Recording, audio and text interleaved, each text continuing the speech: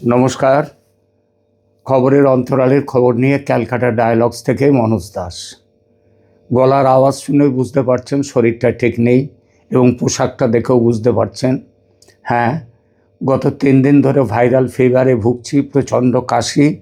তার জন্য অনেক কষ্ট করে হলেও কাল একটি এপিসোড করেছিলাম, কারণ ডাক্তার বলেছে অন্তত দিন 7 লাগবে। 7 দিন তো চুপচাপ বসে থাকতে পারি না। তো এই অবস্থায় আবার বসেছি, আপনাদের সামনে আমার প্রতিবেদন নিয়ে এসেছি। আজকে যে প্রতিবেদনটা করছি তার মধ্যে হয়তো আমার কথাটা অনেক সময় আপনাদের বুঝতে অসুবিধা হতে পারে, তার জন্য আগেভাগে ক্ষমা চেয়ে নিচ্ছি। আজকের বিষয়টা কিন্তু ভয়ঙ্কর বিষয়। ভয়ঙ্কর বিষয় মানে আমি জানি না এই বিষয় নিয়ে সারা দেশে কজন আর কেউ আমার আগে এই ধরনের ভিডিও করেছেন কিনা আমি জানি না। আমার থাম্বনেল দেখে বুঝতে পারছেন কোন বিষয়টা নিয়ে আজ আলোচনা করছি।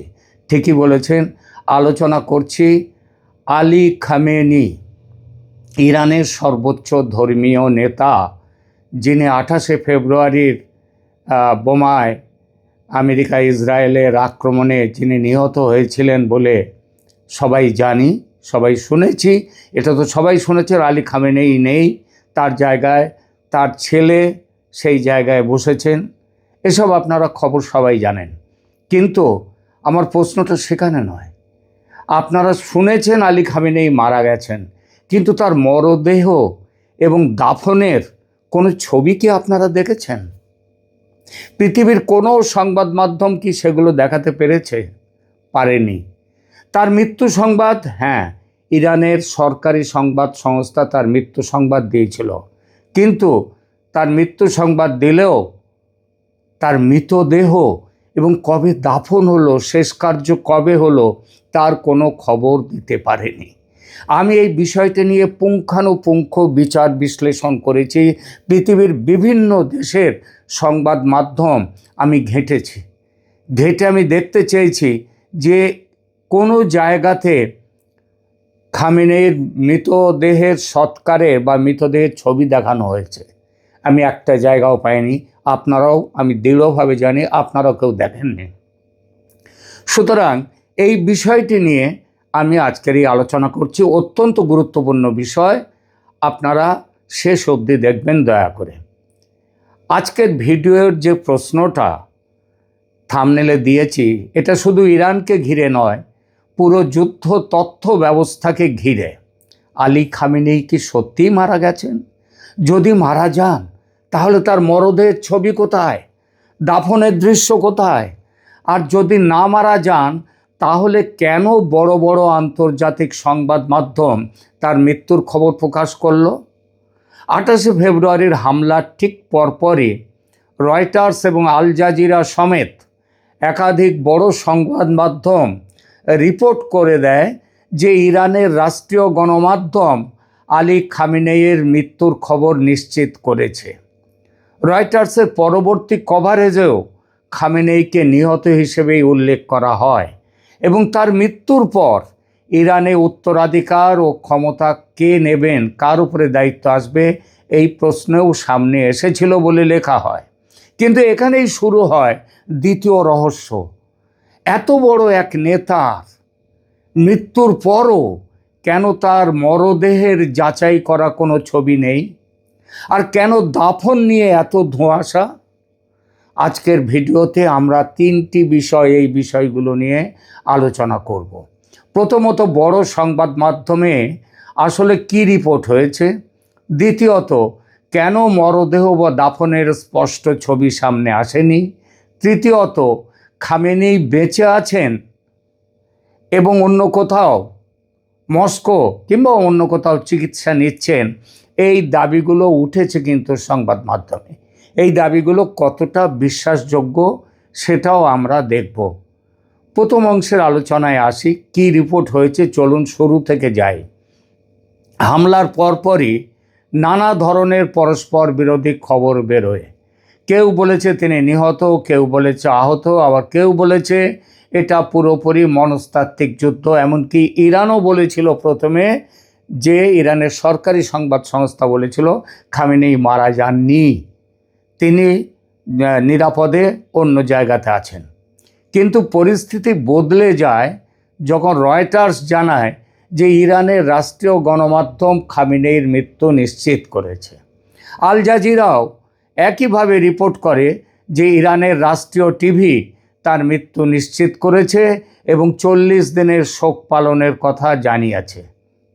40 দিনের শিয়াদের এটা হয়। অর্থাৎ এই খবরটা শুধু কোনো এলোমেলো সোশ্যাল মিডিয়া পোস্ট ছিল না, এটি আন্তর্জাতিক সংবাদ প্রবাহে ঢুকেছে ইরানি রাষ্ট্রীয় সূত্রের উদ্ধৃতি ধরে। এখানে একটা বিষয় খুব পরিষ্কার করে বলা দরকার, আন্তর্জাতিক বড় মিডিয়া খবর দিয়েছে এর মানে এই নয় যে ঘটনার প্রতিটি খুঁটিনাটি শতভাগ পরিষ্কার, বরং এর মানে হলো তারা এমন সূত্র পেয়েছিল যেটিকে যথেষ্ট গুরুত্বপূর্ণ বিশ্বাসযোগ্য ধরে খবরটি প্রকাশ করেছে। রয়টার্সের আরও একটি বিশ্লেষণে বলা হয়, খামেনির মৃত্যু ইরানের রাজনৈতিক ও ধর্মীয় ক্ষমতার কাঠামোয় বড় ধাক্কা দিয়েছে এবং উত্তরসূরি নিয়ে লড়াই শুরু হয়েছে। কিন্তু লড়াই যে হয়নি, কোনো লড়াই যে হয়নি, বরং খামেনির জায়গায় তার মেজ ছেলে মোস্তফা খামেনিকে পদ দেওয়া হয়েছে। কী পদ সেটাও বলি। যেমন কোনো দলের সভাপতি তিনি যদি তেমনভাবে সক্ষম না হন, তাহলে তার জায়গায় আরেকজনকে কার্যকরী সভাপতি করা হয়। আলী খামেনির মৃত্যুর পর, মানে ঘোষিত মৃত্যুর পর, তার মেজ ছেলে মোস্তফা খামেনি তিনি ওই কার্যকরী সভাপতি গোচর হয়েছে বলেই অন্তত আমার বিশ্বাস, এবং সেই বিশ্বাসটা কেন সেটাও আমি আলোচনা করব। রয়টার্সের পডকাস্ট কভারেজেও ঘটনাটিকে হিস্টোরিক ডে ইন ইরান ধরনের গুরুত্ব দিয়ে উপস্থাপন করা হয়। তাই অন্তত বড় মিডিয়ার স্তরে মৃত্যুর খবরকে তারা বাস্তব ঘটনা হিসেবে ট্রিট করেছে।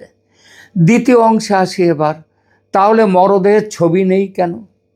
এখন আসি সেই জায়গায় যেখান থেকে সবচেয়ে বেশি সন্দেহের জন্ম হয়েছে।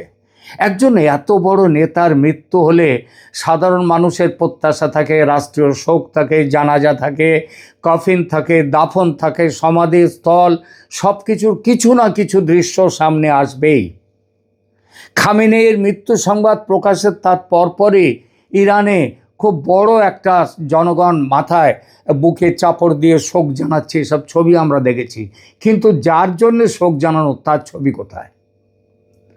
খামেনেইকে ঘিরে যে ভিজুয়াল আন্তর্জাতিক মাধ্যমগুলোতে এসেছে তার বেশিরভাগই শোক সভা হচ্ছে, বিদায় অনুষ্ঠান হচ্ছে, শোক মিছিল হচ্ছে, মহিলারা পুরুষরা তারা হাউতাস করছেন, বুক চাপড়াচ্ছেন, এইসব প্রতীকী শোভাযাত্রার বা শেষ যাত্রার দৃশ্য।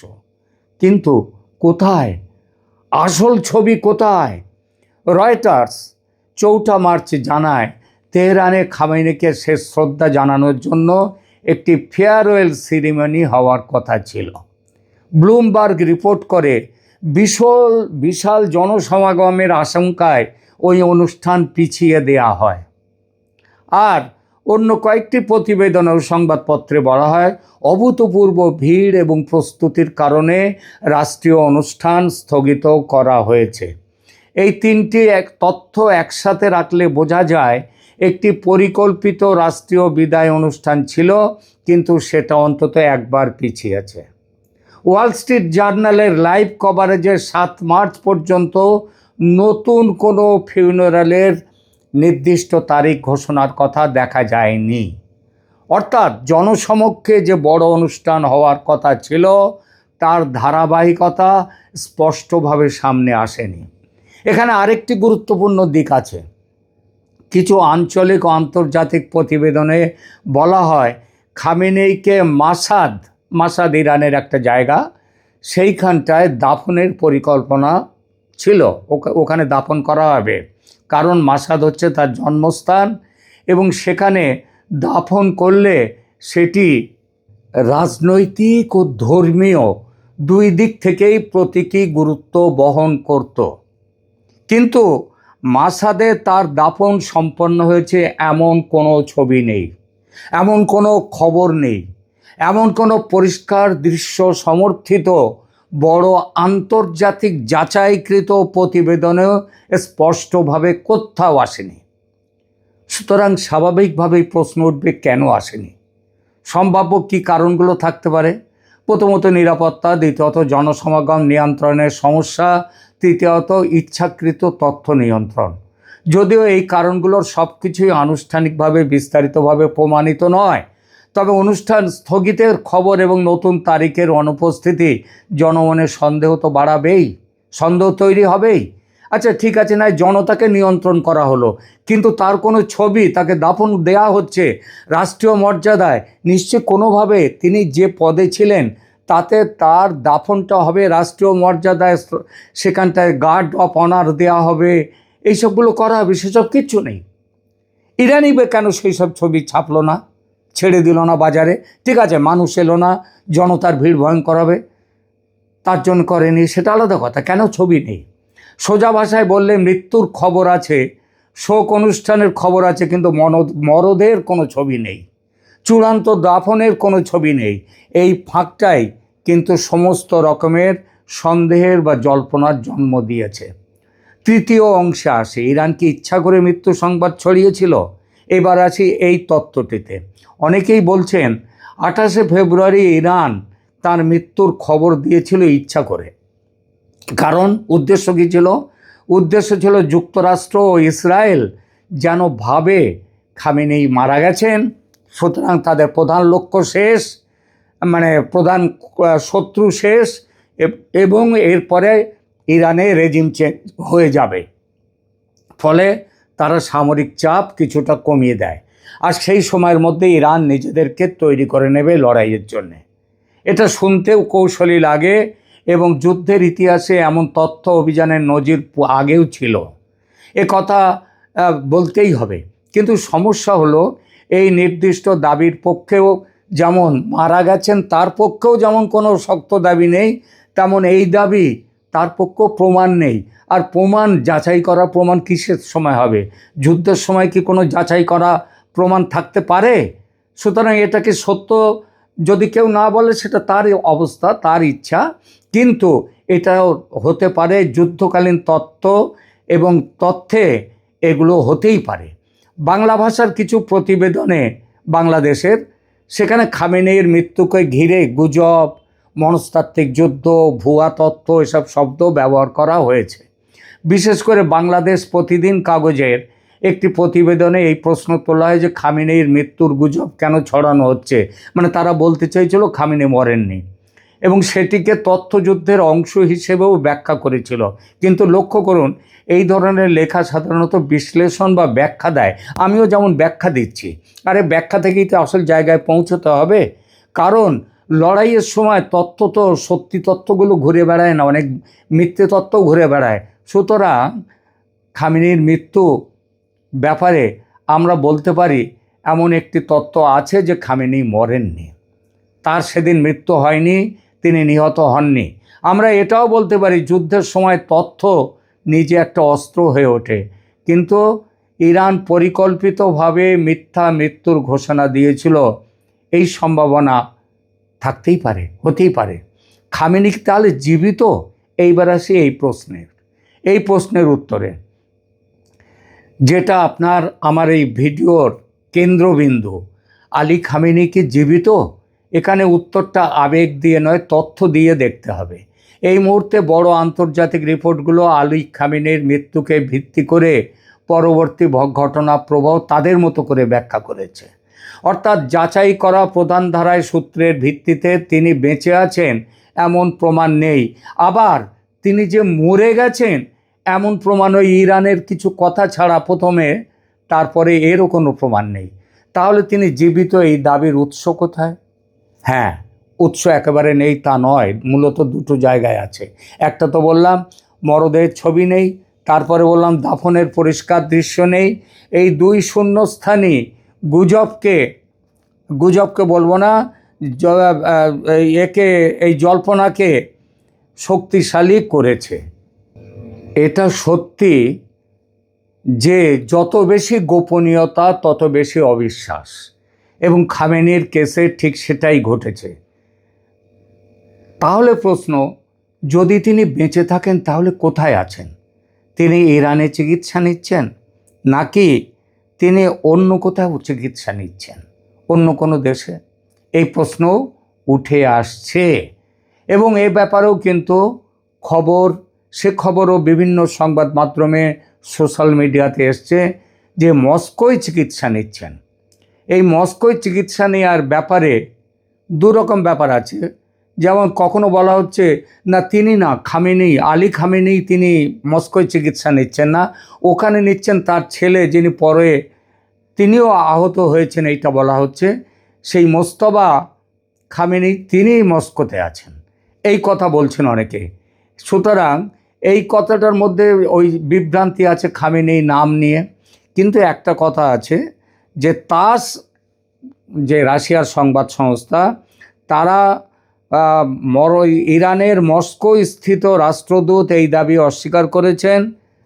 এটা এইসব খবর এইসব বলছে, তিনি অস্বীকার করেছেন, না না এই ধরনের খবর নেই। আমি আবার বলছি বারবার, যুদ্ধের সময়ে তথ্য, মিথ্যা তথ্যও ঘুরে বেড়ায়, সত্যি তথ্যও তো নিশ্চয়ই থাকে, তবে মিথ্যাও কম থাকে না। এই মিথ্যার মধ্যে রয়ে গেছেন খামেনির মৃত্যু সংবাদ।